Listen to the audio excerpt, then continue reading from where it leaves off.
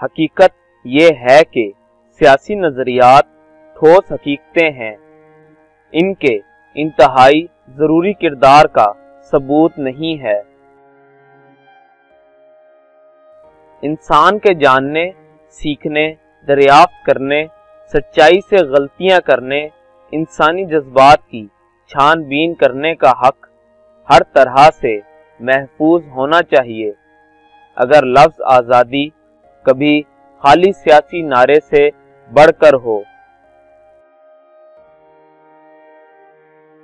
ہم لوگ ایک کمیونٹی میں رہتے ہیں اس لیے نہیں کہ ہم ایک دوسرے پر غلبہ حاصل کر سکیں یا ایک دوسرے کو دکھی کر سکیں، بلکہ اس لیے کہ ہم زندگی کی تمام صحت مند ضروریات کو بہتر اور قابل اعتماد طریقے سے پورا کر سکیں۔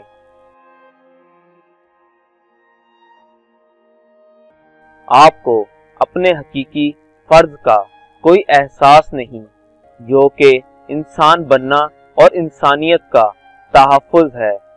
تمام عقل مندوں کی اتنی بری اور ڈاکوؤں کی اتنی اچھی نقل کرتے ہو۔ آپ کی فلمیں اور ریڈیو پروگرام قتل و غارت سے بھرے ہوتے ہیں۔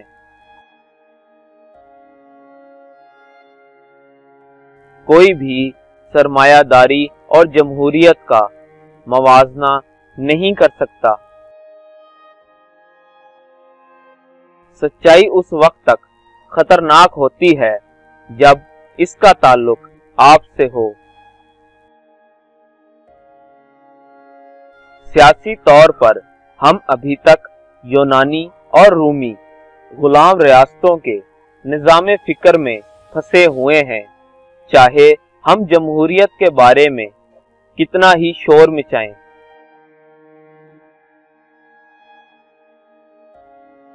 میں تمام قوانین کی پابندی کرتا ہوں جب تک کہ وہ معقول ہیں، لیکن میں ان قوانین اور قوانین سے لڑتا ہوں جو سخت یا بے معنی ہیں۔ جہاں آپ کو بے عزتی کرنی چاہیے وہاں آپ ہاتھ چومتے ہیں، یا جہاں آپ کو وفاداری دکھانی چاہیے وہاں آپ ناشکرے ہیں۔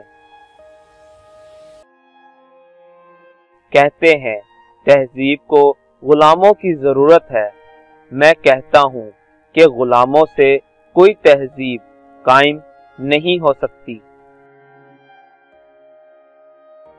نسل کے نظریہ ساز جو خود سامراج کی طرح پرانے ہیں، ایسے لوگوں میں نسلی پاکیزگی حاصل کرنا چاہتے ہیں جن کی نسل کشی عالمی معیشت کی توسیع کے نتیجے میں اس حد تک ترقی یافتہ ہے کہ نسلی پاکیزگی کا مطلب صرف بے حسی ہی ہو سکتا ہے۔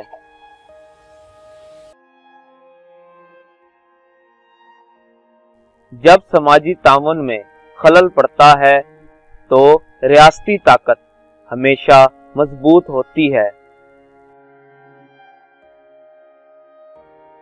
آپ کی زندگی اس وقت خوبصورت ہوگی جب آپ عظیم جنگجوؤں کی برائیوں کی بجائے عظیم لوگوں کے خیالات کو سن سکیں گے، جب آپ کے بچوں کے اساتذہ کو سیاست دانوں سے کہیں زیادہ معاوضہ دیا جائے گا۔